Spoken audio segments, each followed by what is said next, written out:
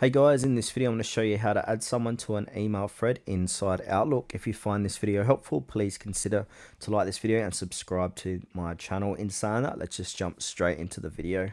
Alright, so the best way to do this is to open the email thread inside of Outlook. So from here, I'm just going to go ahead and open my emails. So I'm going to use this thread for example.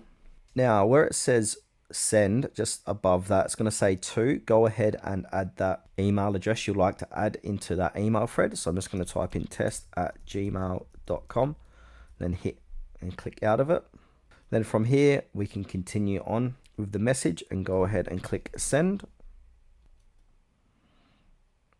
So now that's going to send to this user and this user as well. And now once you've added the new user to that email thread, they'll be included in all the conversations going forward inside of Outlook.